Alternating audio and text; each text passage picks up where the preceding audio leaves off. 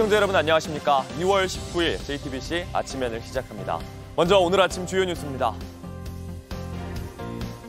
의대 증원에 대한 전공의들의 반발이 커지는 가운데 세브란스 병원 전공의들이 조금 전 일부 파업에 들어갔습니다. 정부는 오늘 오전 국무총리 주재로 회의를 열고 대응에 나섭니다. 국민의힘이 오늘부터 경합 지역의 후보 재배치 작업에 들어갑니다. 민주당에서도 친문 의원들이 여론조사에서 제외되는 등 찍어내기 논란이 커지고 있습니다. 세계 곳곳에서 러시아 반정부 인사인 알렉세이 나발리의 죽음을 추모하고 푸틴을 규탄하는 집회가 이어지고 있습니다. 하지만 트럼프 전 미국 대통령은 침묵을 지키는 중입니다. 오늘은 봄을 알리는 우수입니다. 포근한 날씨지만 전국에 비가 내리고 오늘 밤부터 기온이 떨어져 추워지겠습니다. 의대 증원에 반발하는 전공의들의 파업 움직임이 본격화됐습니다.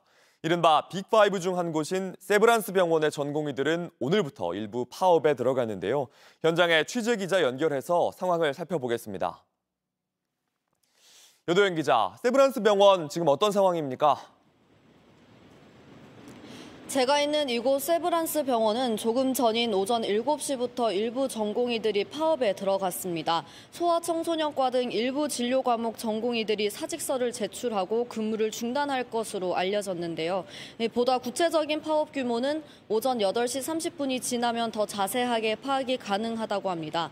세브란스 병원은 이미 오늘 전공의 총파업을 가정하고 내부에서 수술 등 스케줄 조정도 들어간 상태라서 환자들의 불편도 가중될 전망입니다. 네, 다른 병원의 전공의들도 사직서를 내겠다고 밝힌 상태죠? 빅5라고 하죠. 서울대, 세브란스, 삼성서울, 서울아산, 서울성모병원. 이 5곳의 전공의 모두가 내일 오전 6시부터 근무를 중단하기로 했습니다. 다른 병원에서의 사직도 잇따르고 있는데요. 16일 기준 전공의 수 상위 수련병원 100곳 중 23곳에서 715명이 사직서를 제출한 것으로 집계됐습니다. 아직 사직서가 수리된 곳은 없지만 대한전공의협회와 빅5 병원의 움직임에 따라 전국적으로 사직 움직임이 이어질 가능성이 큽니다. 네, 정부는 강경 대응 방침을 밝혔는데 이 내용도 자세히 전해주시죠. 네, 현재 전국 수련병원에서 근무 중인 전공의는 약 13,000여 명 정도 되는데요. 응급 당직 인력의 핵심인 만큼 현장의 혼란은 불가피합니다. 정부도 의사들의 집단 행동에 대해선 강경 대응하겠다고 밝혔는데요. 직접 들어보겠습니다. 전국 400국의 응급의료기관은 24시간 비상진료 체계를 철저히 운영하겠습니다. 이와 함께 전국의 35개 지방의료원, 그다음에 6개 적십자 병원, 그리고 보건소 등 공공병원의 진료 시간을 연장을 하고 비대면 진료를 폭을 대폭하겠습니다.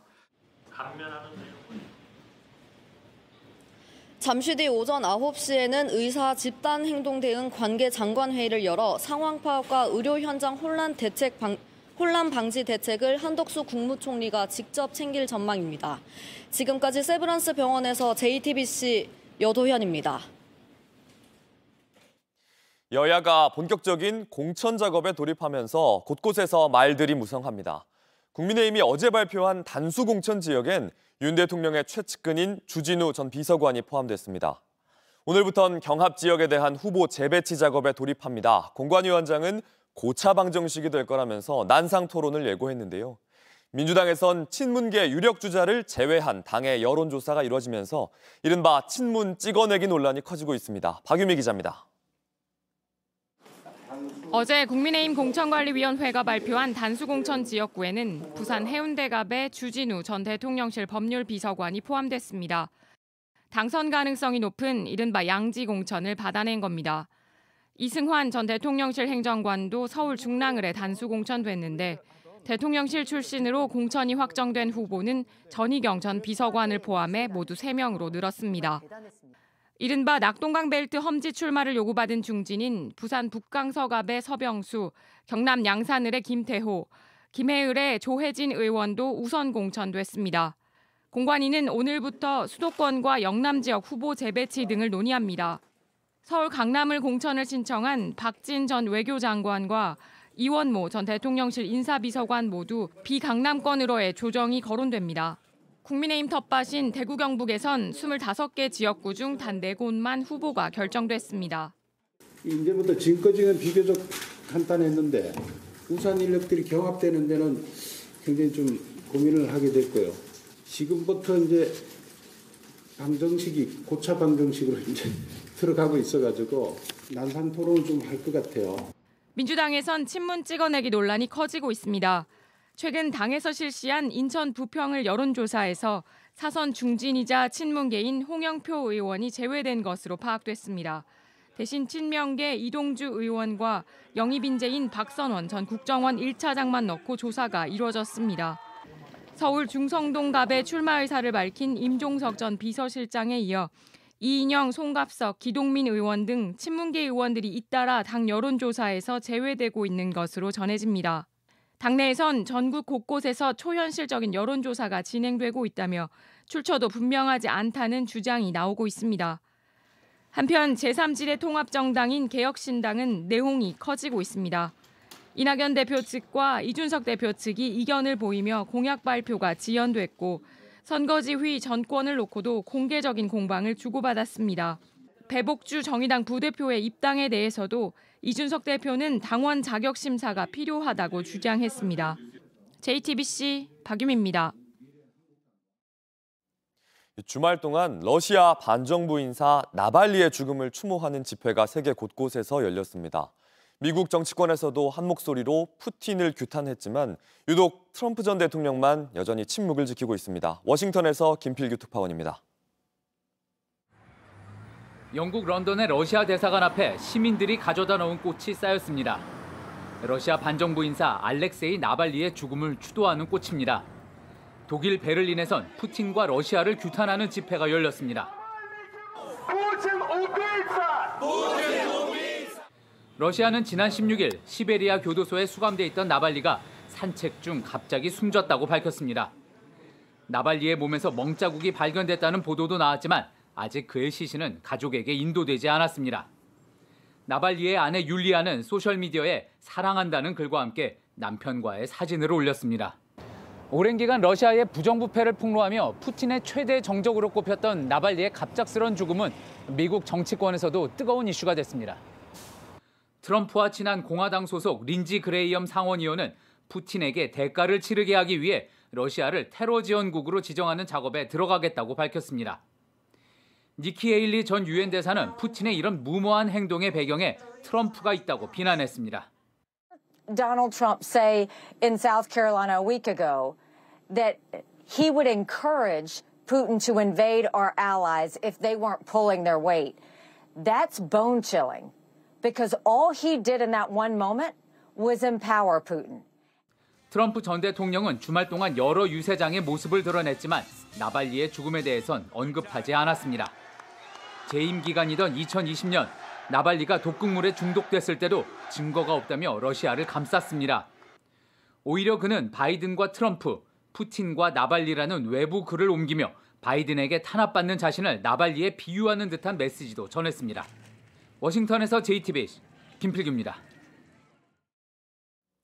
전남 목포의 한 아파트에 불이 났습니다. 집안에서 발견된 20대 남성은 병원으로 옮겨졌지만 숨졌습니다. 방화로 추정되는데 경찰은 인근 숙박업소에서 40대 남성을 붙잡아 조사 중입니다. 밤사이 사건 사고 윤정식 기자입니다. 집안 세간살이가 온통 새까맣게 그을렸습니다. 어제 오후 6시쯤 전남 목포시 산정동의 한 아파트 3층에서 불이 났습니다. 집안 베란다에 피를 흘린 채 의식을 잃고 쓰러져 있던 20대 남성은 병원으로 옮겨졌지만 결국 숨졌습니다. 경찰은 40대 남성 A씨를 방화 용의자로 특정하고 사건 발생 5시간 만에 인근 숙박업소에서 긴급 체포해 조사 중입니다. 어제 오후 5시 50분쯤 경기도 수원의 한 2층짜리 자동차 정비소에서 불이 났습니다. 소방은 인력 100여 명과 장비 36대를 투입해 신고 접수 1시간 만에 큰 불길을 잡았습니다. 이 불로 건물 한 동이 불타고 차량 3대가 모두 탔습니다. 오늘 새벽 1시에는 경기도 김포의 한 공장에서도 불이 났습니다. 현재까지 인명피해는 없지만 인근 공장 4개 동으로 불길이 번지면서 소방대원들이 진화에 애를 먹고 있습니다. 김포신청은 인근 주민들에게 재난 문자를 발송해 연기 흡입 등 안전사고에 유의해달라고 당부했습니다. JTBC 윤정식입니다. 서울 시내 어린이 보호구역 50곳의 제한 속도가 시속 30km에서 20km로 강화됩니다. 서울시는 보호구역 종합관리 대책을 발표하고 마포구의 창천초등학교 등 길 너비가 8m 미만인 어린이 보호구역의 제한 속도를 낮춥니다.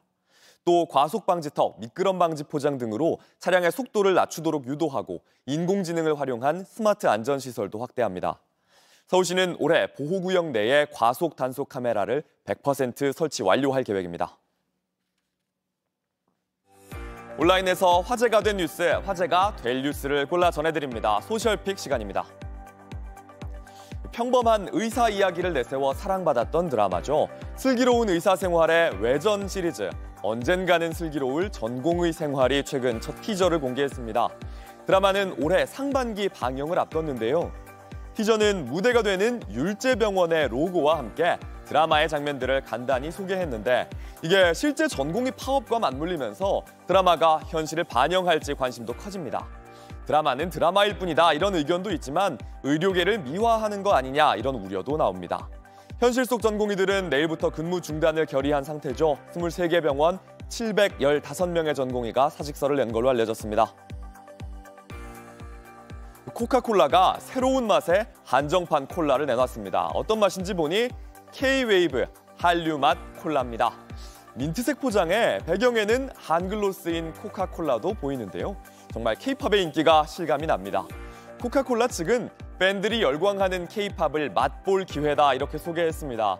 우선 제로 칼로리 음료인데 무슨 맛인지는 감이 잘 오지 않는데요. 어떤 맛일까요? 맛본 사람의 의견 들어보시죠. 60% banana lollipop / banana medicine flavor, 30% peach, 10% Coke. It is very fruity, but it's very delicious. 한국인 유튜버가 일본을 방문해 겪은 일이 일본 내에서도 차별이냐 아니냐 논란을 불렀습니다. 킥보드를 타고 일본을 여행 중인 유튜버가 일본의 한 캡슐 호텔에 방문했습니다. 그런데 일본어를 할 수 없다는 이유로 숙박을 거부당합니다. 日本の風習は分かりますか？No. うちの方での説明は大変難しいので宿泊ができません. 이 유튜버 예약을 당연히 이미 했고 확인 메일도 받은 상황이었습니다. 유튜버는 번역기를 사용하니까 소통에 문제가 없다고 주장했지만 업소 측은 받아들이지 않았는데요. 홈페이지엔 일본어를 사용하지 않으면 숙박할 수 없다는 안내사항은 찾기가 어려웠습니다. 일본의 X 이용자가 자체적으로 한 설문을 보면 거절해선 안 된다가 28.1%, 상황에 따라 거절할 수도 있다는 응답은 72% 정도였습니다. 숙박업소에서 외국어 때문에 생긴 부당한 상황, 한국 누리꾼들도 부당한 대우 아니냐 이렇게 지적했습니다.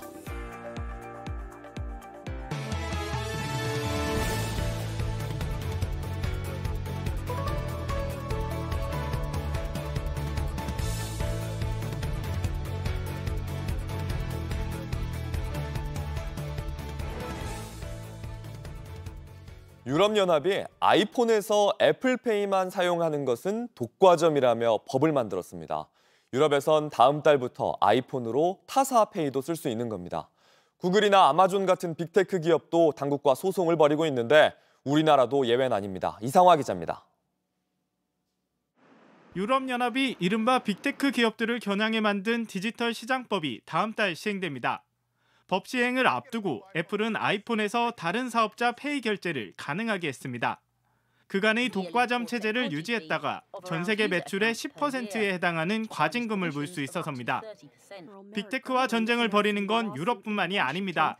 미국 법무부는 지난해 구글을 반독점법 위반 혐의로 제소했습니다. 미국 디지털 광고 시장은 343조 원 규모인데 광고 유통 과정을 사실상 구글이 독점하면서 그중 3분의 1을 구글이 가져갔다는 겁니다. For 15 years, Google has pursued a course of anti-competitive conduct. 법무부는 구글 측에 일부 광고 사업부를 매각하라고 청구했습니다. 경쟁사인 아마존 역시 지난해 9월 미국 경쟁 당국으로부터 소송을 당했습니다. 입점업체에 다른 온라인 쇼핑몰보다 낮은 가격을 요구하거나 자사 상품을 더 잘 보이는 곳에 노출한 혐의입니다. 현재 공정위가 추진하는 플랫폼법 역시 취지는 비슷합니다. 자사 상품을 더 위에 배치하거나 끼어 파는 행위, 또 경쟁 플랫폼 입점을 막는 걸 금지하는 게 핵심입니다. 다만 IT 업계 반발이 커지면서 공정위는 재검토 기간을 가지기로 했습니다. 사전 지정 제도보다 더 업계의 부담을 줄이면서도 효과적으로 이런 플랫폼 규율을 할 수 있는 방안이 있는지까지 다 열어놓고. JTBC 이상화입니다. 천주교에서 파면된 신부에게 10여 년간 가스라이팅을 당하다 한 여성 기업인이 목숨을 잃었습니다. JTBC가 이 내용을 보도한 뒤 비슷하게 목숨을 잃은 또 다른 신자에 대한 제보도 들어왔습니다. 안지현 기자입니다. 30대 여성이 고 김혜선 씨의 유골이 묻힌 묘소를 찾았습니다. 김혜선 씨와 함께 일했던 여성인데 뒤늦게 소식을 듣고 조문을 온 겁니다. 저희한테는 바이어셨고요. 살면서 이제 진짜 너무 멋지다라고 생각이 드는 사람들이 있잖아요. 저는 부사장님 가방이나 노트북이나 이런 것도 막 따라 살 만큼 되게 동경했던 분이거든요. 국내에선 한세 실업의 최초 여성 임원, 미국에선 의류업체 제이크루의 수석 부사장이었던 김혜선 씨는 업계에선 동경의 대상이었다고 합니다. 뉴욕에 가면 보통 조금 일종의 홀대 같은 걸 봤는데 미국인들이 디자이너들이 다들 약속 시간을 지키지 않고 있을 때 부사장님이 오셔서 멀리서 왔는데 손님들을 그렇게 맞이하는 게 아니다. 영어가 많이 유창하시고 한국인 중에서 가장 진짜 멋진 리더라고 생각을 했었거든요. 더 멋진 사람은 뵌 적이 없어요, 아직. 그랬던 김혜선 씨가 일거수일투족을 허락받기 위해 김 전 신부 측과 주고받았던 메일은 그래서 더 믿기가 어려웠다고 합니다. 이제 화면을 포즈해가면서 그 이메일을 좀 자세히 읽었는데 그 부사장님 특유의 그 깔끔한 형식의 이메일링이 있는데 그게 그대로 묻어나온 너무나도 말도 안 되는 내용들이 적혀 있는 걸 보고 한국에 오셨을 때 미팅 때 사랑니를 제거하러 오셨다고. 그것 또한 그런 사람들에게 허락을 받고 하신 행동이라는 게 보고도 믿을 수가 없는 일이었고. 김혜선 씨가 죽기 7년 전 김 전 신부 측 사회복지법인 임원의 가족회사에 1억 4천만 원을 투자한 정황도 새로 드러났습니다. 당시 김혜선 씨가 김 전 신부 측과 주고받은 메일에는 성모님이 해당 회사 주식 3만 주를 사는 것을 허락한다고 돼 있습니다. 어머니가 2015년에 퇴사하시고 2016년에 그 스톡옵션을 받게 되셨어요. 그런 주식을 넘긴다는 명분하에 1억 4천을 가져온 거고 2017년부터 이제 배당을 떼잖아요. 배당 같은 게 들어온 계좌 기록이 전혀 없어요. 김혜선 씨에게 김 전 신부 측 인사를 계좌 대리인으로 지정한 내용도 담겨 있습니다. 비상장 주식 가치 평가가 되게 어려운 부분이에요. 이 회사의 실질적인 상황을 잘 모르는 경우도 있고요. 주식 액수는 얼마든지 달라질 수가 있으니까. JTBC 보도 이후 추가 제보도 들어오고 있습니다. 김 전 신부와 그의 어머니가 주축이었던 기도 공동체 신자 가운데 김혜선 씨처럼 암에 걸렸지만 치료를 거부해 숨진 여성이 또 있었다는 겁니다. 천주교 신자였던 이 여성은 지난 1991년부터 기도 공동체 생활을 시작했고 2007년쯤 대장암이 발병했습니다. 그분이 이제 대장이 안 좋으셨어요. 굉장히 안 좋았는데 병원을 가서 치료를 좀 받았으면 하는 상황인데도 불구하고 이제 그 내부에서는 이거는 기도를 열심히 해야 된다 이런 식으로 해서 이번에도 김 전 신부의 양 어머니인 김아니스를 비롯한 이들은 치료가 아닌 기도를 권했습니다. 어떤 조수산나라는 아주머니가 대장이 안 좋으셔서 많이 힘들어하고 있을 때 꼬마 예수님이 이렇게 하면은 잘 좀 낫게 해주실 수 있으니까 아줌마 여기 누워봐라. 자매들 다 모여서 이렇게 기도해야 된다 하면서 이렇게 좀 약간 어린아이들이 할 법한 그런 제스처 있잖아요. 그거를 시키기도 하고. 특히 사망 3개월 전에는 딸과 함께 로마를 가야 살 수 있다고 하면서 배변도 스스로 불가능한 상황에서 로마에 가게 했다는 증언도 나왔습니다. 이 여성 역시 죽기 전에야 떨어져 지내던 가족에게 돌아갈 수 있었습니다. 가족과 단절하고 살다가 이제 아프니까 연락을 한 거죠. 그래서 이제 모셔간 거죠, 다시는. 이 여성은 이후 암이 다른 곳으로 퍼져 암 진단 3년도 안 돼 지난 2010년 7월 목숨을 거뒀습니다. 기도 공동체 내에 속한 아이들에게 학교를 못 가게 한 것도 처음이 아니라는 증언도 나왔습니다. 고등학교를 다니던 언니가 공부를 굉장히 잘했어요. 전교 1등 성심여고를 다녔는데 언니가 성모 마리아상을 항상 들고 다녔어요. 너무 창피했던 거예요. 왜냐면 학교 친구들이 보니까. 그 얘기를 했더니 그 다음 날부터 그 언니를 학교를 못 다니게 했어요. 자퇴했어요. 김 전 신부 측은 이에 대해 본인 스스로 학업을 포기한 것이라고 밝혔습니다. 또 앞서 숨진 신자에 대해선 알고 있지만 사망 과정에 대해 알지 못하고 고 김혜선 씨가 재단 임원의 가족회사에 투자한 건 맞지만 정상적인 기업이라 문제가 없다는 입장입니다. 수사를 맡고 있는 서울 용산경찰서는 김 전 신부 측이 대표로 있는 사회복지법인 사무실을 압수수색하는 등 수사를 이어가고 있습니다. JTBC 안지연입니다. 날씨입니다. 절기상 봄을 알리는 우수인 오늘 전국 대부분 지역에 비가 내립니다. 서울과 경기 등 수도권은 오후까지 5에서 20mm가 예상되고 특히 제주도와 남해안에는 100mm 이상 호우가 예보돼 주의가 필요합니다. 오늘 밤엔 기온이 떨어지면서 내일 아침은 전국 대부분 지역이 영하의 기온을 보이겠습니다. JTBC 아침 N을 마칩니다. 내일도 7시 반에 아침을 열겠습니다. 시청해주셔서 감사합니다.